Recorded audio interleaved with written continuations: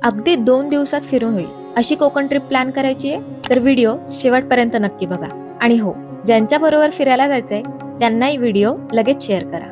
पुण्याहून सकाळी लवकर निघून ताम्हिणी माणगाव मार्गे 4 ते 5 तासाचा प्रवास करून दिव्यागरला पोहोचायचं. दिव्यागर बीच जवळ खूप सारे रिसॉर्ट आहेत, पण ते आधीच बुक करून ठेवा.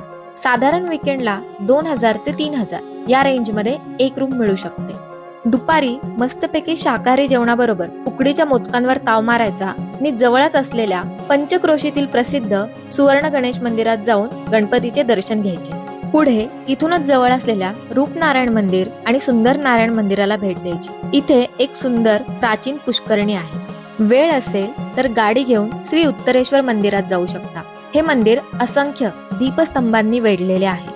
यानंतर दिव्यागरच्या समुद्र किनाऱ्यावर जाऊन काही ऍक्टिव्हिटीज करायच्या किंवा पाण्यात मस्त भिजण्याचा आनंद घ्यायचा. संध्याकाळी ऊन कमी झाल्यावर इथे क्रिकेटही खेळू शकता. येथे समुद्र किनाऱ्यावर बसून सूर्यास्त पाहणे म्हणजे एक पर्वणीच. लक्षात ठेवा, बीचवर कोणताही कचरा करू नका.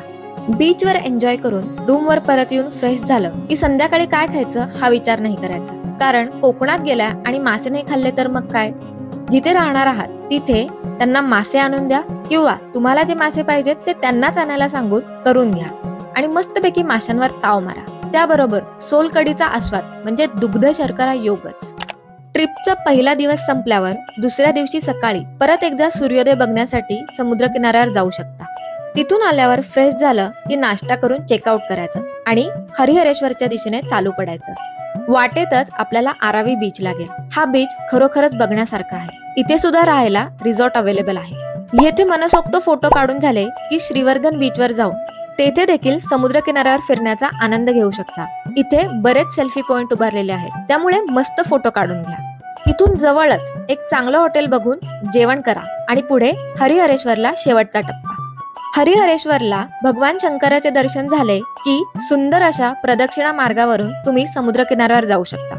लक्षात ठेवा, हरिहरेश्वरच्या समुद्रात भिजायला जाऊ नका, कारण किनारा घातक आहे. जर वेळ असेल तर इथेच पुन्हा एकदा सूर्यास्त बघून पुण्याच्या दिशेने मार्गस्थ व्हायचं.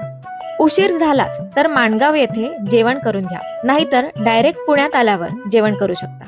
अशा प्रकारे 2 दिवसाची ही मस्त कोकण ट्रिप तुम्ही करू शकता. हा संपूर्ण ट्रिप प्लॅन जर लिखित स्वरूपात पाहिजे असेल तर इटनरी म्हणून कमेंट करा. अशा अजून काही जवळच्या ठिकाणांचा ट्रिप प्लॅन मी तुम्हाला देणार आहे, पण त्यासाठी पेजला आत्ताच फॉलो करा आणि कोकण सफारीचा आनंद घ्या. येवा कोकण आपलोच असा.